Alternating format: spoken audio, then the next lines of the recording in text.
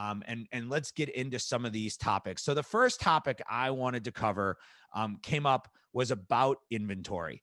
I spoke with a brand that we do a lot of business with, Vermont Teddy Bear, and Vermont Teddy Bear told me that they have to pull $30,000 worth of inventory from the Amazon warehouse because it's Christmas related. Now that inventory never went for sale.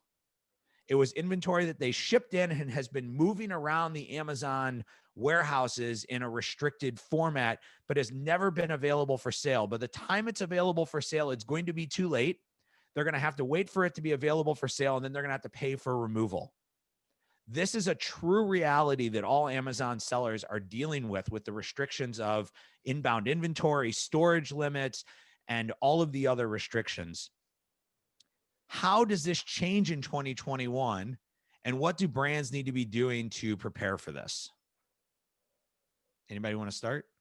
I'll jump out there and say you have to have a merchant fulfilled. You have to be ready to do some merchant fulfilled. Hindsight's 2020, and I had the benefit of just one of my larger brands is a live insect brand, so there's no FBA there, and I was set up for merchant fulfilled. But if you go all in and send everything to FBA, and you should be at their mercy to have that inventory tied up, I don't think that's an option moving forward. I think. Go ahead. No, first of all, I'm blown away by a live insect client. I really hope that I get one of those ones. That sounds absolutely amazing. Everybody can you one. Send him the box that? So I just want to add to this that I not only agree with you, but I think, a year ago, what was really incredible to me this year is, a year ago, October, we were all talking about, one vendor and whether or not people would be able to sell to Amazon and from, and then surprisingly or mysteriously, that suddenly went away, right? Because all Amazon was hoping was someone help them deal with fulfillment, right? Someone, they stopped doing the enforcement.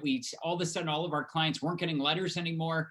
And then you start seeing stats that more than 35-40% of brands are doing hybrid. And I don't know the percent of 3P sellers, but what I would say is I think that it goes to what Brandon was just saying. The echo of this is that more paths to market, more hardened fulfillment. And I think you'll see this on both sides, just finding as many ways to deal with massive growth in this space as we have all these consumer purchasing shifts. I think hybrid is just one of them where I think certainly most clients I know have been looking at that, trying to find solutions, find 3PLs, just find ways to solve this. And I think that's going to continue to grow now that Amazon recognizes they need it. Does Amazon solve this problem, right? Does Amazon get more capacity? Does Amazon find more efficiency in 2021? But is there enough? They're talking about increasing their footprint by 50%, but I think a lot of their problem currently is due to COVID and the worker restrictions. They've had something ridiculous like 30,000 employees come down with COVID.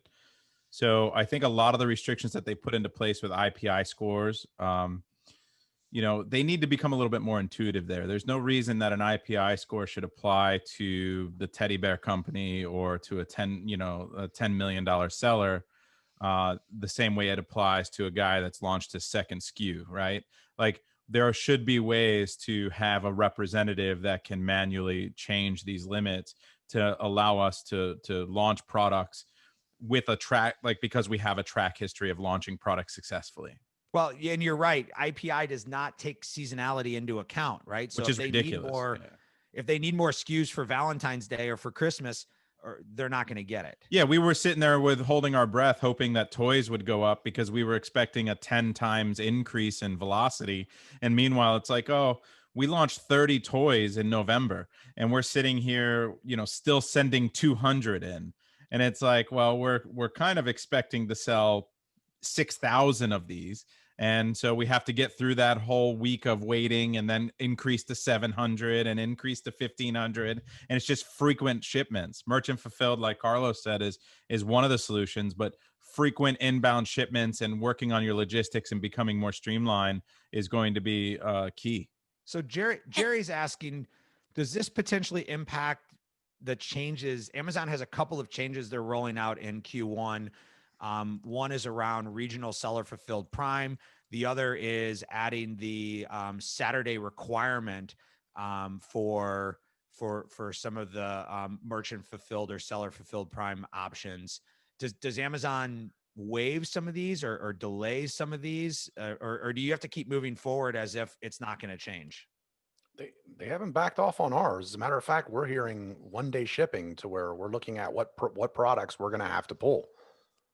Yeah, I think Yeah, I mean, they so can't do Carlos 1-day Carlos is down here in Miami with me. Carlos, how are you getting to zone 5 in 2 days? It's impossible and You extremely don't. expensive, right? Yeah, no, it's cost prohibitive. Yeah, so I mean that's part of the issue is that yeah, you can do merchant fulfilled and try to get into a seller fulfilled Prime, but your ranks are going to be worse. You're not going to convert as well because people want that Prime option. So, you know, like merchant fulfilled can only do so much depending on where you are in the country, unless we want to move from Miami to some miserable place like Chicago. No, Sorry, no, Jane. no. Well, I think it's also about managing surviving in the next year as things are changing so rapidly. You know, there's going to be peaks and lockdowns and all the other whatever there's going to be. It's having that redundancy in that flexibility. So it might go one way, it might go the other way, and we don't really know until we get further into it. The key as a company is to make sure that if that zone 5 to zone 1 shipping is important for your bottom line, that you create some redundancy where you are able to have some of that, maybe a someplace in the middle of the country where you can deliver that in a timely manner and switch back and forth between FBM and FBA. Yeah, I can't agree with Robin more. It's you really just want to ride this wave out with seller fulfillment, with FBM. I mean, we started to adapt some of the UPS, rates, even though it's higher compared to the post office, because getting shipments from California all the way to Florida, you can no longer guarantee under a week with priority. You just really have to make changes as it happens. And also to say that Amazon is really not taking account of seasonality, I think they are, but it's in a more conservative way. So one example I can give you is that I have a lot of Christmas products. So for me, I can send in more shipments for Christmas, but in a very limited way. I've been noticing that Amazon is really controlling how much I can restock on seasonal products versus just, regular day to day. So I think, yes, velocity is going up, and Amazon is really taking into account of the historical data, not just how you're selling this year in terms of velocity going up in the season, but also in the previous year, same product, what month, what date was it starting to decline in terms of sales because it's a seasonal product. So what, I think with our company, we've been doing is stocking really smart. We're taking account, what day is the holiday this year, what day is Christmas, when we need to stop stocking so much. So it's really riding the wave out and making changes accordingly. Yeah, I agree with you, Jing. If they would just couple that with what Brandon mentioned a little bit ago, which is just looking at not just the historical sales of the product, but also historically how the seller has performed.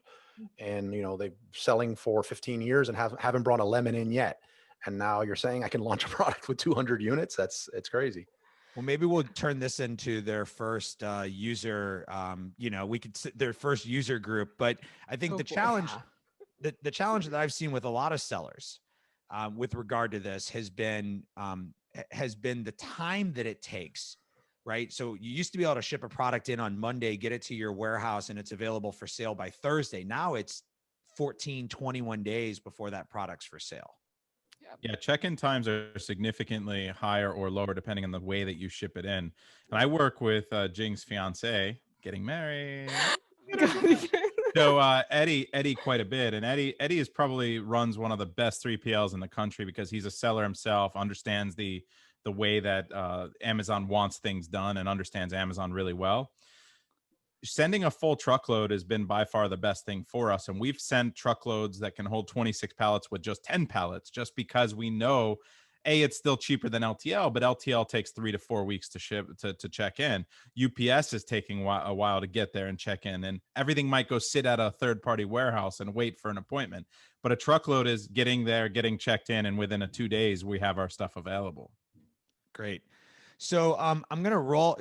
I want to say, does Joseph or Alex, Don, I think Rachel a lot want to of add this anything benefits, there before we move on?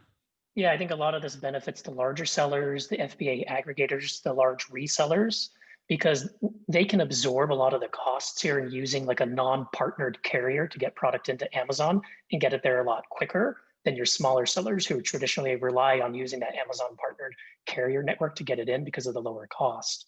And then like, I really like what Eric said about new paths to market. I would expand that to, I think consumers are much more open to getting product not fulfilled by Amazon now, which then expands the ability for a lot of Amazon's competitors, Walmart and some of the other retailers, to actually enter the market. It's not as much of a moat as it was before. I think the FBA whole logistics was a huge moat for Amazon. That's somewhat dissolving because people are now open to all these other avenues of product coming to them and not so reliant on it getting to them so quickly. Yeah, Great. Amazon has definitely opened up and invited competitors to come into the market because they've conditioned buyers now to not be dependent on Prime. And you've got a lot of players in the marketplace that can do 1-day shipping, like Walmart.